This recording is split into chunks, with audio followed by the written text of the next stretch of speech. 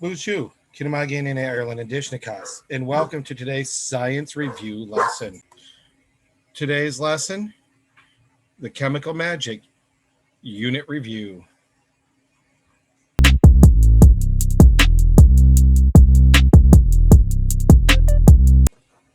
Let's talk a little bit briefly about the chemical magic unit. In this unit, we spent a lot of time mixing substances and checking to see if there would be a reaction. We focused on elements like baking powder and baking soda, lemonade, vinegar, borax, glue, milk, and we were trying to answer the question of what caused the gargoyle to change over time. And you saw a new gargoyle on the left, and you see the old one on the right. And we were looking for evidence to help us explain the change. We learned that substances can change other substances. When we put vinegar and baking soda together, they don't just hang out next to each other and enjoy the view. They react.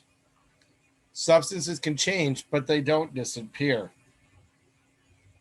And when we come to the gargoyles, the explanation is the materials that made up that gargoyle, they didn't just disappear into thin air. It wasn't abracadabra, bye-bye.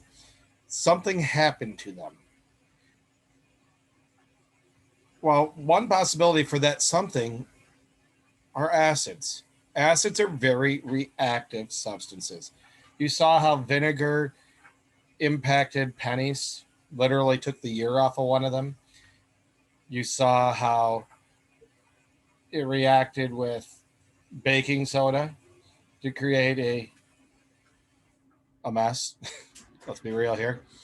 That's why it's a favorite for young kids when they do science fair to create volcanoes, which really is just a fancy way of seeing what will happen when you mix those two substances. When those substances react, we call it a chemical reaction. So mixing of two or more substances that create a new substance.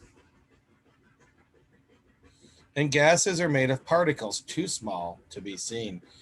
And you can test that by looking around. And right now, if you don't see a smiling oxygen or nitrogen particle, chances are you don't see it. Let's take a minute and go back in this unit to the very beginning, and let's look at the assessment that's coming up. And you're getting a quick view of the mystery science page as we fly through here.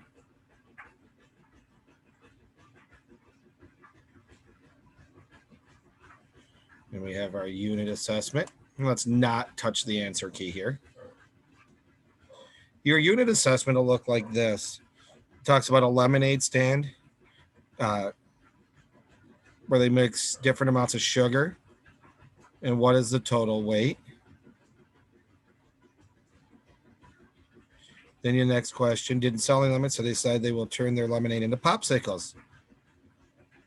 And then you got some true or false questions there. 3, if Layla weighs the salt and vinegar solution in the pennies after the experiment, what do you think she'll find? You have a graph to read, some pictures to evaluate. It kind of runs through some of the experiments that we did throughout the course of the quarter. Well, the chapter. Wasn't really the quarter. Let's look real quickly at some of our other lessons throughout here.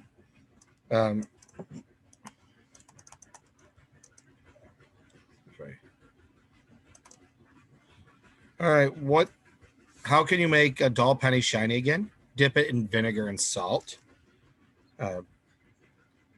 What causes shiny pennies to turn dull? We saw that soap can't clean off the dull layer, so it's not just dirt. We also saw that the dull part is just a layer on the outside, not the entire penny, because it can be scratched off. Why did we only dip one half of the penny? We wanted to be able to compare the half that wasn't dipped in the liquid to the half that was. In your words, who were the alchemists? The alchemists were a group of people who lived a long time ago. They experimented with different potions or liquids to see if they could transform ordinary metals into gold. Let's look at the second one, dissolving. What left when you left the steel nail and copper pennies in a bag of vinegar and salt? The nail turned copper colored. What happened? The nail was covered with a thin layer of copper. How did the experiment with the steel nail help you understand the story of the alchemist? We had a steel nail, like the king had a steel sword. Our nails got coated in copper from the pennies, like the king's sword got coated with copper from the alchemist's magic potion. The experiment explained why the alchemist had to leave town so quickly. He was worried the king would figure out the sword was just coated in a layer of copper, not actually transformed. The alchemists claimed that ordinary metals can be transformed into gold. Do you agree? And the answer is no. We disagree because we saw that metals can be coated with other metals, but not transformed. Looking at the third one. What does it mean that an acid is reactive? It means that an acid reacts with lots of different substances. For example, when acid is mixed with bean water, the bean water changes color. When acid is mixed with baking soda, everything starts to fizz. Or when a metal is put in an acid, the metal dissolves. Is that why do some acids used in food? All acids have a sour taste, so some of the weaker acids are used in food in order to give the food a sour flavor. Are all acids dangerous? No, not all acids are dangerous. It depends on how strong they are. For example, vinegar and lemon juice are both weak acids. They're safe enough to eat. Hydrochloric acid, not so much. Look at number 4. Even though alchemists never found a way to create gold, how was mixing together different substances helpful? Even though they never found gold, by mixing different substances, the alchemists discovered that chemical reactions create something new. It's because of chemical reactions that new materials were invented, like rubber and chocolate. When you mix latex, the sap of a rubber tree, with acid, you get rubber. Is this an example of a chemical reaction? Mixing latex with acid is an example of a chemical reaction because you get something with new particles. Latex and acid are both liquids, but rubber is solid and bouncy. And finally, from lesson 5, we have, as it comes up here, apologize for the delay. True or false? Explosions are always dangerous. False. True or false? Explosions are always used to destroy things. False. And explosions are caused when gas is produced. True. And the last two, for the statements that were false, explain what you think makes them false. First, not all explosions use high explosives and are dangerous.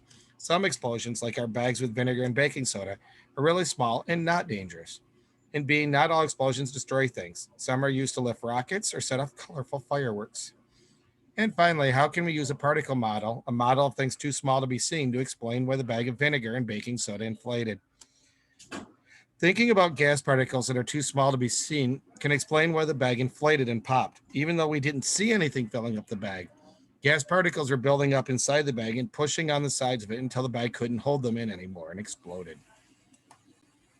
That is a review of this unit and a preview of our assessment that's coming up. I do encourage you to take some time to look over the material, and in our next session, we will take the assessment. Have a Minogishigat Minwa Bamapi.